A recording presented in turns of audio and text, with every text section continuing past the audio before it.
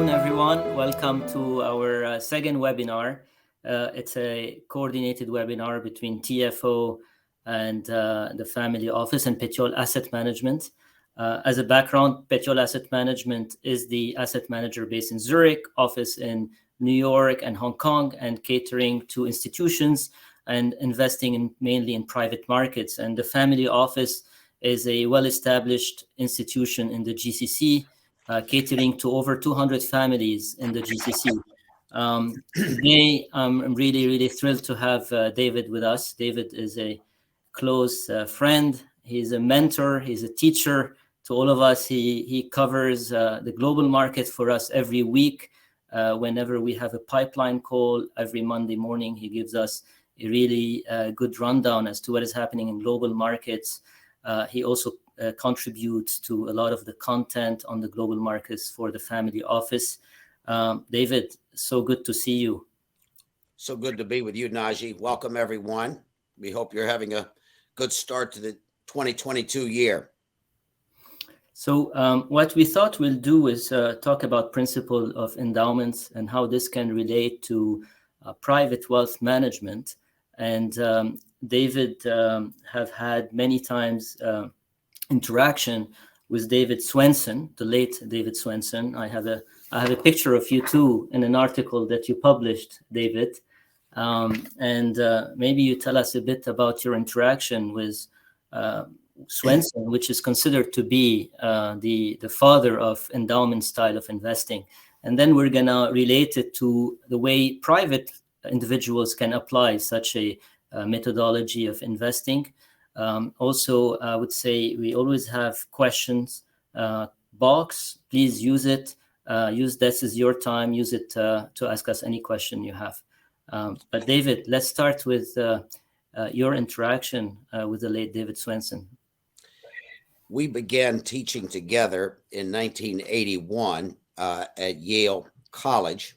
He had just completed his PhD, sorry, Naji, and then gone to work for Solomon Brothers for a little while, then came back to the Yale campus in New Haven, and we began teaching together, and we would share notes with each other, and that sharing notes went on for maybe 30 years.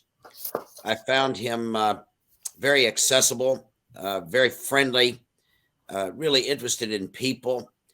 He had great vision, values. He was a very moral person, the highest ethical standards, and he could have earned a lot more money if he had wanted to go off and join a hedge fund or something like this.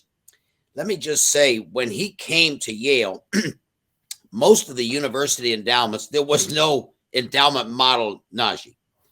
The universities, including Yale and Harvard, which I've been associated with, both of them very closely over the years, both of them had just come through the 1970s and had horrendous, very bad performance, in which the real performance, inflation-adjusted performance, was down anywhere. Their endowments were down anywhere from 50 to 60 to 70%.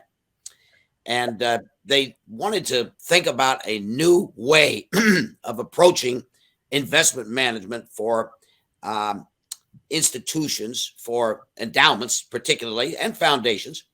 And David Swenson had studied under James Tobin, who won the Nobel Prize in economics. And they had been thinking about, talking about, analyzing, studying the so-called fetish of liquidity, where people, if they were willing to give up a bit of liquidity, Naji, if they were willing to give up some liquidity, they could earn higher returns. And David Swenson, his studies, his teaching, many of our dialogues involved the giving up of some liquidity in order to enhance and capture much higher returns. That's part one of the endowment model. Just a lovely man. We miss him. I mentioned to you some time ago, Naji, they named a huge series of buildings, not just one building, but a series of buildings at Yale after David Swenson. And the reaction of everyone, students, faculty, administration, teachers, the public, the government was very, very positive, and it's very hard to be liked by all 5 of these constituencies in today's world. You know this. You know, I pulled out some statistics on the giving up liquidity. So let me see if I can share one slide here. Do you see it, David? Yeah. Yes. So what you can see is, pulling out Harvard, University of Texas, Yale, Stanford, Princeton, and that was in fiscal year 21. And the giving up of liquidity has been relatively high. So the allocation between public and private, where private today, private markets, meaning private equity, real estate, private debt, is anywhere between 55% or 50% to 70%. In the case of Yale, today it's around 50-50. But also there is a characteristic other than giving up liquidity when it comes to managing endowments. How would you summarize those, David? The endowment model is devotion of time to 2 things: the spending policy, we'll get into that, I'm sure, and secondly, more importantly even, is asset allocation. And we have stressed in many of the books that I have written that asset allocation is 3 things. It's diversification, first of all, Naji. Secondly, it's rebalancing. Many people don't think about the importance of rebalancing. I've always said you buy when things are highlighted on CNN and you sell when things are highlighted on CNBC. So when everybody's watching CNN, there's bombs dropping and there's troops moving. And when everyone's watching CNBC, maybe the markets are a bit too popular. So that's rebalancing. Number 3 is risk management. And we can get into risk management in greater detail in this conversation, Naji. These are the elements. Now, there's some special characteristics of endowments that we need to think about. Number 1, they have a much longer time horizon. Many of the families on this call and on our conversation today, this webinar, many of them have long time horizons as well. Tax status. Universities generally have almost no tax status, although there's been some conversation about taxing certain parts of the university activity. I'm talking real estate. Number 3 is the management and governance. They have committees. They have investment committees. I've advised and participated in the investment committees of some of these big universities. Number 4 is the relationship they have with constituents. They are under a spotlight every year. Faculty, students, alumni, donors, okay, all of them are, and other universities are looking at your performance and what you're doing. Number 5 is donations. There's inflows of money coming from alumni who have given money to these universities and from the governments. Money outflows, that's spending. They spend money for buildings, plant, research, faculty salaries. The size is the second to last one. The size, as you pointed out, Naji, you have many of these endowments are in excess of $1 billion today. And there's some that are smaller than $1 billion, and they cannot do the same things as the multi-billion dollars, the $40-50 billion Yale, Stanford, Harvard, Texas. And lastly, I'll toss it back to you, is prior investment experience. And they had gone through all of them, the terrible 1970s, where they were forced to rethink how they were approaching the endowment model. I think when it comes to long-term investing, which is very interesting, and that's why they adopted private markets, I think it's allowed them also to exploit certain inefficiencies in private markets early on, right? So when you think about venture capital, they were one of the early investors in venture capital. When you think about hedge funds as well, they were one of those. When you think about seeding new managers, so, it wasn't just about hiring the top and largest manager, it was seeding new managers, emerging managers that are nimble, agile. I think that was also quite evolutionary from the endowment to the world that we are seeing today, where a lot of other institutions are applying it. Naji, I have talked to, God rest David Swensen and many other managers in the endowment world. And some of the characteristics I've found for success with endowment, as well as people participating in this webinar, you need to understand the nature of each asset class. What is real estate meant to do for you? It's going to give you some income. It's going to give you some capital appreciation. What is venture capital going to do for you? It's going to give you some losers, and it's going to give you maybe some big winners if you choose a good venture capital manager. Number three, you need to concentrate on getting your asset allocation right. This slide that you just showed us, the liquid versus private markets, is very important for people to give some thoughtful. I cannot stress enough the amount of discussion, reflection, and analysis that's gone into this split between public and private markets. This is not a trivial question. This is not a trivial issue. You need to rebalance from time to time strategic policy allocation. One of the greatest things that Swensen ever did, they had the crash of 1987, October 19th, 1987. It was the stock market declined by the largest amount it had ever declined in one day. It went down 23%. In the crash of 1929, it went down 12% and then another 11% the next day. So it took 2 days to drop 23%. This time it dropped 23% in one day. Swensen, God bless him, called an emergency meeting of the Yale Investment Committee, and they called me, and we put a lot of money rebalancing because of this tremendous stocks were on sale, and people could not believe. So you need to rebalance.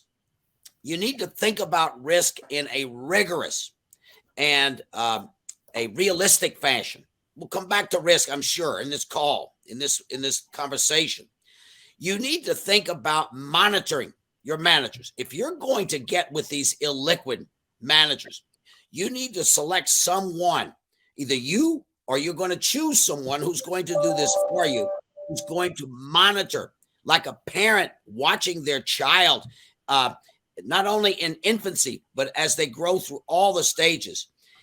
You need to use common sense in applying others' methods. So if Yale sees that Texas is doing something, maybe they can copy this, maybe they cannot. Texas, as you know, their system is one third Texas A&M and 2/3 the University of Texas. And they were given several million acres of land, and under the land is oil and gas well. Wow. What does this mean? And I think many of our clients, many of our friends have exposure to energy too. What does this mean in terms of how we position the rest of our assets? And most importantly, how do we position the rest of our investment mentality and investment thinking, Naji? Yeah, let me also share a few other slides to touch on this. I think we had prepared one, David, which is a consideration for your alternative portfolio, but it can be applied across all portfolios. As we are thinking about the endowment model, we think about more alternative portfolio. I think what you said is, one, the long-term view is very important. You gotta have to be willing to accept long-term view. I think many of our investors, or the investors generally, they in theory, they all say they want to invest long-term, but then within volatility, they have a bit of shorter-term mentality. And I think for us, what we've experienced, putting a framework in place which ties into private market, enforce that long-term view and staying put even in periods of volatility. So that's one. The second one is the goals and constraints. So thinking about what is your assets, what's your liability, are you getting inflow, do you need a spending in line with that? The third is the asset class selection. You just mentioned it, David. Do you need real estate in your portfolio? And what is the role of real estate in your portfolio? Is it to give you income? Is it to give you capital appreciation? I think for us, many times we discuss, even within real estate, where do we want to invest? So we, as you know, we've done transactions in Asia that are more capital appreciation transaction, building a warehouse logistic platform in China, or doing the real estate in the US, which is much more of a multifamily residential income producing asset. So picking the selection of those asset classes, then going at the security selection, and security selection could be selecting the manager. And I know, I remember you shared with me what are the top 10 questions in your book to select a manager, or selecting an asset. And these are also questions that you've put together, is what are the top 10 questions to think about when selecting the security itself. So you can choose a manager to execute on it, or you can choose a security.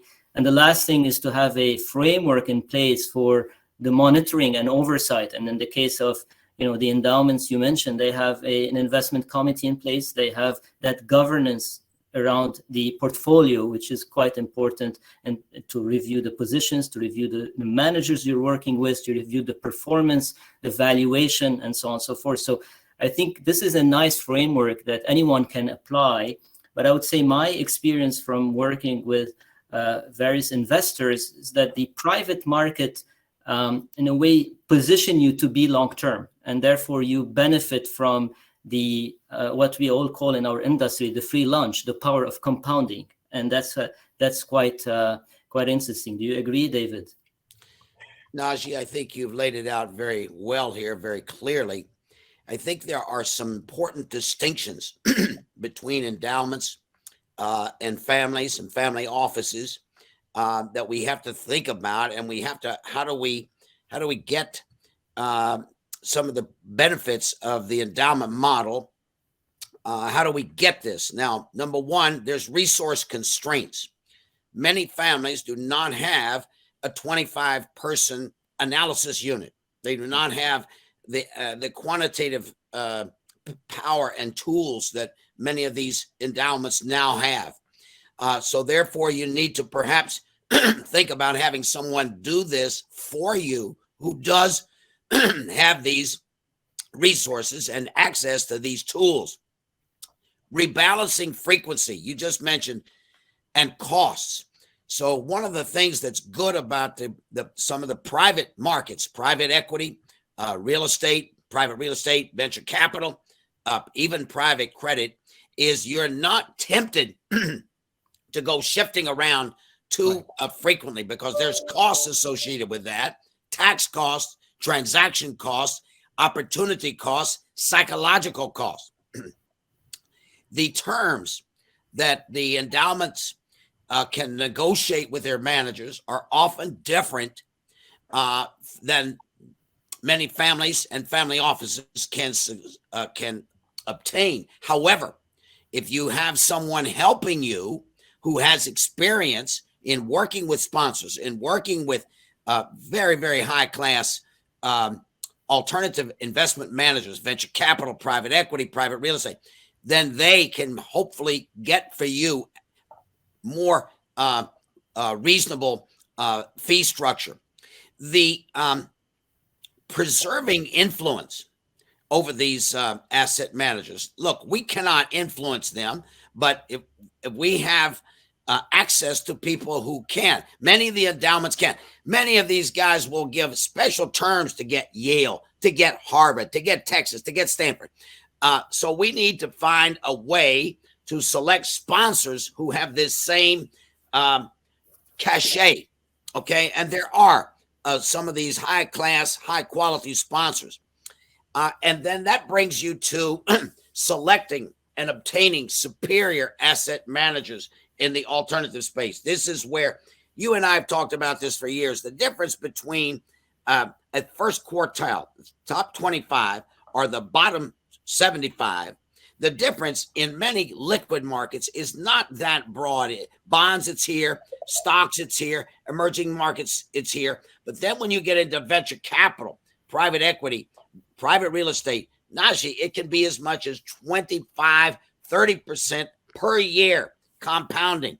And if you get a poor manager in the alternative space, you will actually underperform a poor manager in the liquid space. So the endowment model, I can give you more details on that, but I want to make this a two-way dialogue, which I think you've done so well, so masterfully. But I'd be happy to share with you some elements of the endowment model. Let's touch on one element, which is spending, because spending is part of the strategy. And I also have David and I, we put together one table just to give you a feel of it and the way to think about it. Because many times, David, we have investors, maybe not endowments, but investors, they want an income out of their portfolio.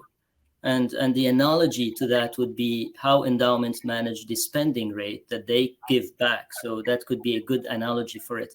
And they have different methodologies. One where every year they decide on what is the amount that they want to give. One, they will decide on taking the last year, adjusting it for inflation, and then having a band and deciding within this band. And I think the most of them are using a moving average, which is an interesting one, because a moving average, meaning you just don't take this year, you don't take last year, you take the last 3-year average, and then you always have a buffer in case times are difficult, then you have some reserve to be able to maintain that spending rate. And in case the times are good, then you build that reserve. And that is a very interesting model to have, and most of them are using it. And that allows many of the endowments' ability to continuously provide distribution of around 4 to 5%. Do you see some sort of analogy to private markets and to private clients? Because for me, it's something that's quite interesting. If you are a private individual, you have your business, you're getting out of your business certain dividend, you can think about it also for your own portfolio by taking a similar approach. Naji, I think this is a very important component of building wealth for passing on to the next generation, building wealth for whatever purposes. Maybe you're going to make new investments, you're going to build out new businesses. Okay. For building wealth, you need to have a thorough understanding and analysis of how much money you're willing to take out of the portfolio. If you're getting 7, 8, 9%, and you're taking out 4, you're still compounding. You don't want to be taking out so much that you're basically vitiating, you're drawing down the portfolio, which is really the engine that's creating the wealth through this compound interest, which Einstein called one of the great 8th wonders of the world. The endowment model, first, is an equity emphasis. They are in limited cases lenders, but they tend to be owners. In the equity space, you have whether you're going to have internal management or external management. Usually families will use an external manager. They're not going to try to pick stocks, groups, companies, industries, and countries. You're going to have active versus passive. Are you going to be looking at equities through index funds, through ETFs, or through actively managed portfolios? And then basically another one is contrarian versus out of favor. And there's where Yale and others, let's say the banks, okay, a couple of years ago, people were ignoring the banks. They've been very good this year and last year. And we have family office and Petiole have had tremendous emphasis on banks for years and years and years. So contrarian versus out of favor, where are you? Swenson told me, and it's not just him, but other people at Harvard, Brown, Princeton have told me that one of their criteria is passion. They don't want to hire a bank manager who then decides he's going to go into technology stocks or battery stocks or electric vehicle stocks. No, they want somebody who really is passionate and knows his or her sector. The next is So that's the equity emphasis. Secondly is alternative investment and absolute return strategies. We've already dealt with this a lot. It's venture capital. And some of the people that have had the greatest success have told me they've learned the most from the venture capital people who are starting out, and the private equity people who are nurturing. They're very hands-on. But venture capital is early stage, private equity is mid-stage, later stage. Private real estate and private credit. These are the alternative investments and absolute return strategies. Hedge funds were popular for a while. They fell out of favor. They've come back, and you really need transparency. You need trust. You need a good track record. There's been a fixed income de-emphasis. Get your fixed income from the equities and private credit. Get their fixed income that way. Yale, Harvard, a lot of these places have downplayed fixed income almost to minuscule amounts. The next is risk management. And I don't know if this is a time to get into risk management. Please go ahead, David. Yeah, let's talk. These are the four parts of risk management. And then we'll talk about the kinds of risk in a second. The 4 parts of risk management is to understand the risk. Many of the people that I've seen in years and years, decades of working with families, they don't have a complete picture mentally or viscerally of the risks that maybe the portfolio is undergoing. Understand. Number 2 is monitoring the risks. They've got to monitor the risks and watch how they are evolving. We'll get into that more. Measuring risk. And this is where I salute the work you have done, Naji, working together with you for years and years, the way you have understood and sought to measure the risk that portfolios are going to be subject to. And finally, hedging risk. How do we offset risk? So hedging risk can be very helpful, not only in protecting the portfolio on the downside, but more importantly, protecting your psychology, your psyche, your emotions, that you don't sell a good asset. This is why Buffett has been so successful in his part. And look, he runs a liquid portfolio that's $350 billion. And he runs a private equity portfolio of all these companies. That's Buffett, okay? And he's had enormous success. The market cap of Berkshire is $700 billion. The value of the portfolio is $350 billion. He bought IBM in 2014. He said, it's not doing what I want. He got rid of it in 2017, and he put it into Apple.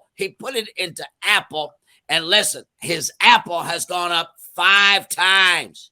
5 times. It's gone from 30 billion to 150 billion in 3 or 4 years. So this is part of, he says, I did this to hedge myself. Now, what are the kinds of risks? You've got market risk. This is normal fluctuations.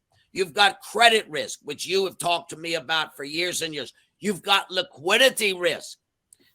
Now, you're going to have a portion of the portfolio that's liquid. You need to know whether you can get in or get out of these assets. You've got interest rate risk, okay? That's different from credit risk. Credit risk is the company in trouble. Some of these Chinese real estate companies have had credit risk this past year. You've got sovereign risk. If you're owning government bonds, Argentina's had these big restructurings repeatedly with the IMF. You've got reinvestment risk. This is important too. Talk about spending rule. Are people reinvesting the income flows back into the portfolio? You've got event risk. And event risk you're seeing right now in the geopolitical sphere, where you might have peace breakout, or you might have conflict breakout. Either one, that's an event risk. You have currency risk, and that's important for many of over the years in working with global investors. Many people in America, they don't think about currency risk, but currency risk is very important for the thinking of many investors.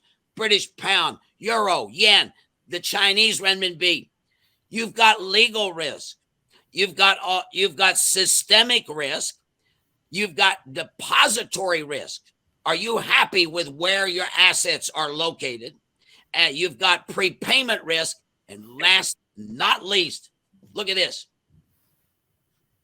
You've got cyber risk. And you need to make sure that your assets are protected and that nobody can get in there and take them out. This whole cryptocurrency world is a very difficult world to navigate. It's got special risks in there where somebody could go in there and take your assets, or you lose the key and that's it. So that's the main elements: equity emphasis, alternatives, de-emphasis of fixed income, rigorous attention to risk management, unbelievable analysis. But I'll stop there because there's many more things I can go into, but I want to make this a good conversation, Naji. So we tell investor focus on the right R, as you know, and not the wrong R. So focus on the risk and not the return. Beautiful, beautiful, beautiful. Right? And that's, if you focus on the risk, then the return will come. Rigorous analysis. You're going to love this. And I put this in that article that I wrote about Swenson. They would check references for 25 or 30 people on a manager, not 1, 2, 3, or they heard at a cocktail party or on an airplane that somebody liked this manager and they went with that. So you need, and you select people. If you select people and you said, here, look, this is one of my books where that's got the list in there of the questions you need to ask for your babysitter, the person who's managing money for you. And one of them is what kind of analysis do they do? What kind of analysis do they do? Quantitative analysis, but qualitative analysis is so critical. I've heard many successful endowment managers. Go ahead. Yeah, let us, because it's half an hour and we still have 10, 12 minutes. We're getting quite a few questions, so let's go into those. Yeah. Fine. Super. Yeah. So I think one question is on the biggest risk you see in alternative investments. The biggest risk in alternative investments.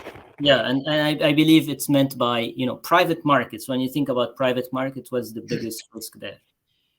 I think it's who you get affiliated with.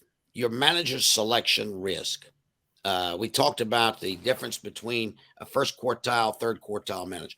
The biggest risk is maybe not doing the necessary analysis of the things you need to ask.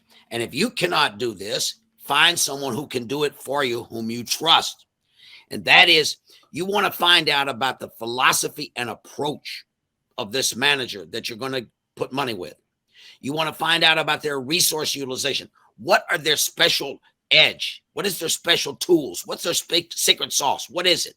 Some of the big private equity managers that you and I have met with in New York, in London, in Zurich, what is their special sauce?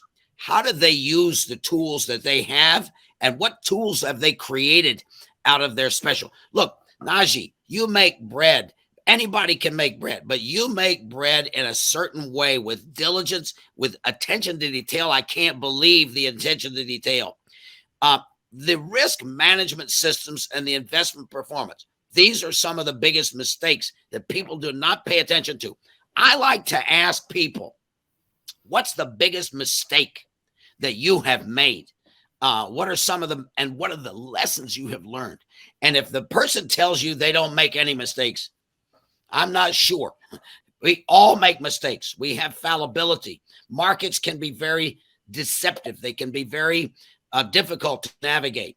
So the risk management systems, the biggest is not paying attention to the risk and the prior experience of the managers in navigating risk. That would be one of the biggest mistakes, Naji. You know what's interesting, David, is that at a point we went into, as you know, the private debt asset class, and when you think about track record of managers, it's so few managers have lived the 2001 and 2 crisis 20 years ago, right? The recession of 2001, 2002. Dot-com bust. Right? And what you see is people with 10 years track record in this asset class, but that 10 year was a 10 year of bull market when they really started. So looking also at period of crisis and episode of stress and how the manager have done. I would add one more thing, because when it comes to private market, also once before even deciding to invest in private market, I think the conscious decision has to be that this is in a liquid asset class, and you gotta have to manage the liquid and illiquid. And that's why the endowments are not 100% illiquid, even though they have a very long-term horizon in place. They're not still 100%. They still are 70 or 60%, and they still have liquidity in case you need it. And I think people who mismatch that is very important. At the same time, you and I, we know that generally investors, they overestimate the liquidity need. They usually overestimate it.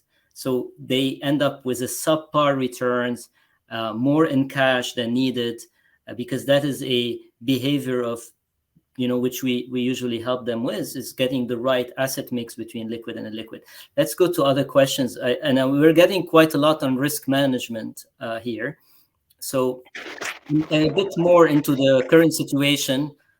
So buy on CNN, sell on CNBC. How do you describe today's macro environment with a tension in Ukraine and tightening policy? So do you think it's a good time to buy risk assets? Well, I think there are always certain assets that are on sale. There's always there are attractive opportunities in areas of neglect, in areas that have been sold down. Prices have been sold down needlessly.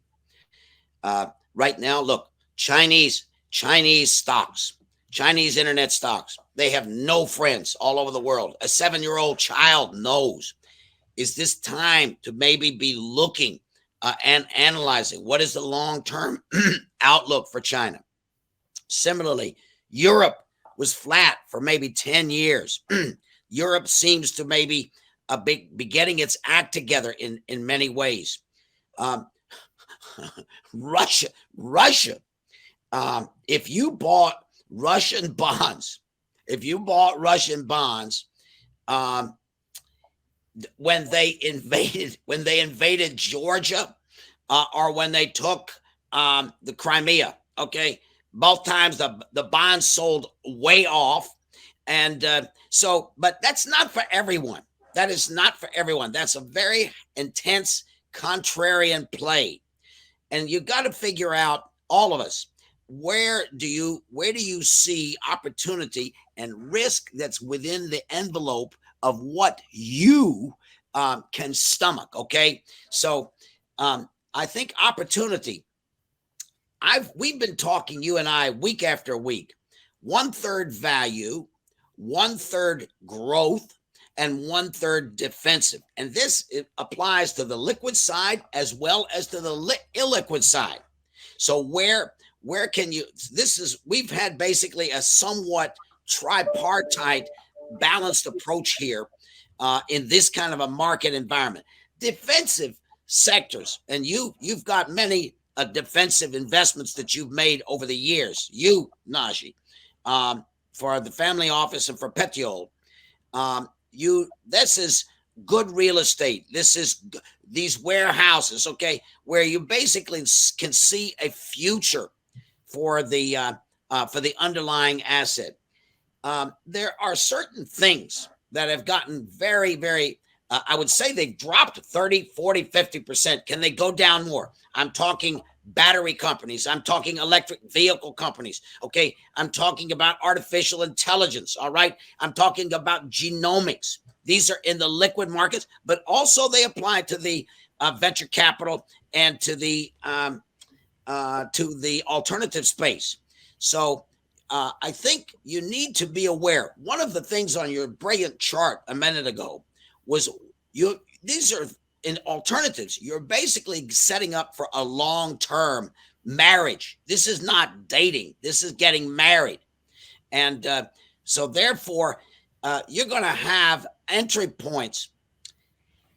Warren Buffett and Charlie Munger have stressed this for years, that one of the greatest predictions is a company's or an investment's return on equity. And no matter what price you buy this asset, if the return on equity is good and it's high and it's defensible and it's not going to be eroded, okay, not going to be eroded, then your return from owning that underlying equity, could be private equity, it could be liquid equity, public equity, is going to approximate that. If you buy into a business that's got a 6% return on equity versus another business that's got a 20% return on equity. Look, fashion, luxury, cosmetics, pharmaceuticals, they've got beverages, Coca-Cola. Coca-Cola has a 27% return on equity. And what's the right time? They're moving into water. They've got problems in maybe in the emerging markets. It's being cleaned up.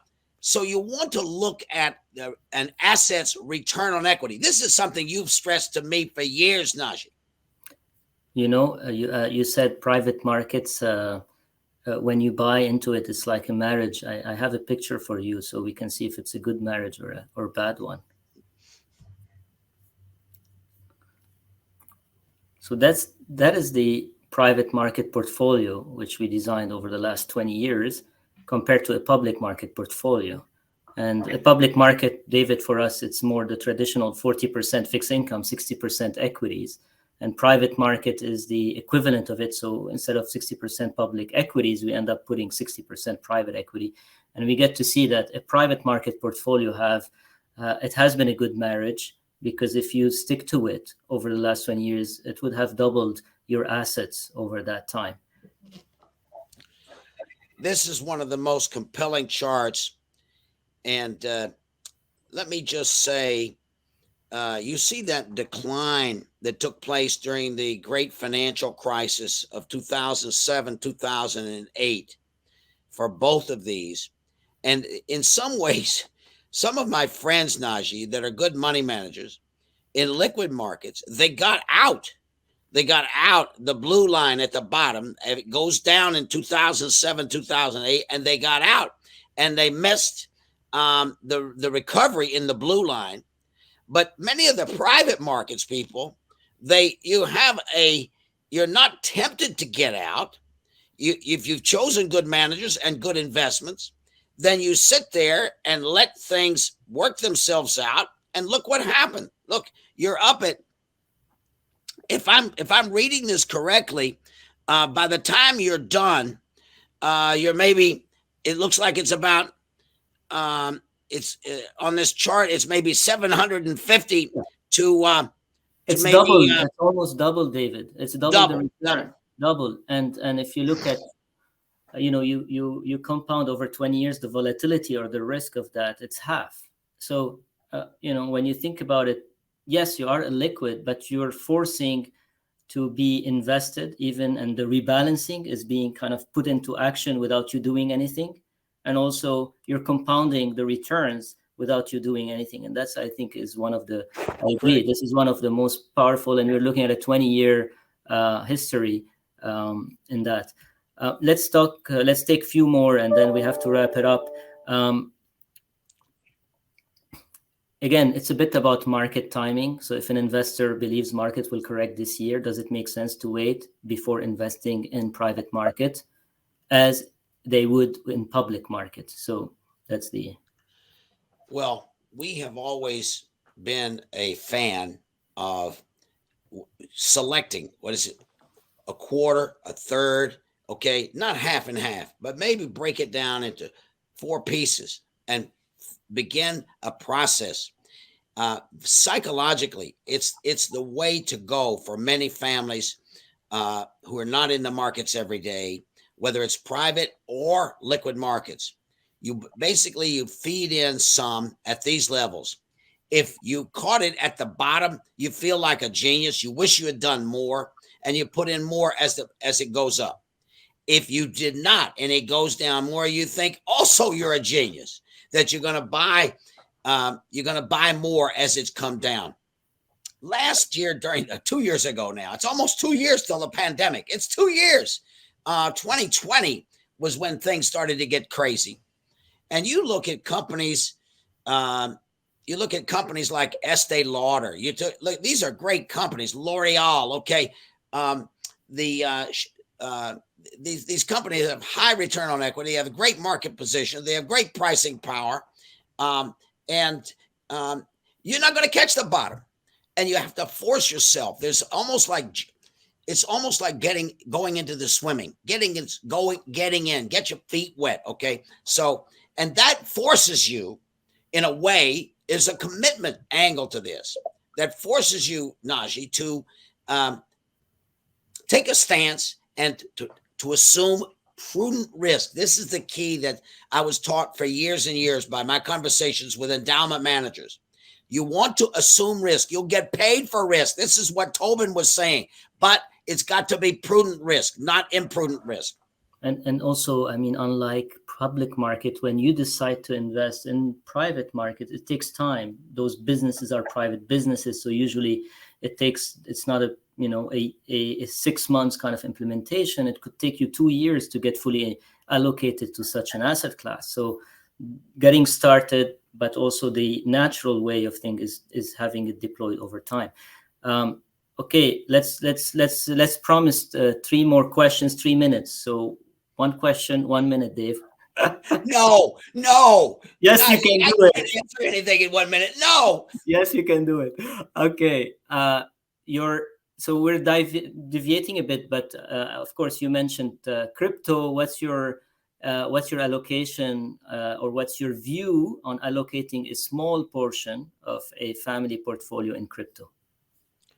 Well, crypto, to invest in crypto, you have several asset categories. We've talked about asset classes throughout this conversation, but there's asset categories. There is capital assets, and their value is determined by the capitalization of a stream of income from dividends, from coupons, or from rental payments. That's a capital asset. Then you have, Naji, you have supply demand assets. That's oil, that's coal, that's grain, okay? That's copper. That's things that are basically supply demand driven. They're not driven so much by interest rates, but by supply demand. And the third kind of asset is store of value assets. And those assets are not determined by interest rates. They're not determined by supply demand conditions, economic conditions, but they're determined by what someone else is willing to pay for it. And that's where you're going to put crypto, you're going to put jewelry, you're going to put art, you're going to put boats, you're going to put livestock, okay? It's what someone else will pay you for this. Now, a currency is a medium of exchange, it's a unit of count, and it's a store of value. There's been a lot written on cryptocurrencies, and I've read a lot of this. You and I have discussed these reports, long reports, 100 pages, 120 pages. So crypto can be in someone's portfolio, but it really needs to be delimited. The real gains, I think, are going to come from the appropriate mix of private alternative assets, private credit, private real estate, private venture capital, okay, private equity, and a good mix of liquid assets. Now, crypto right now, in my opinion, is more of a trading or a dating kind of an asset. This is not a marriage asset. That's where I come out on this so far. Blockchain is a different story. That's a very great technological breakthrough. And you see firms like JP Morgan that initially poo-pooed this stuff.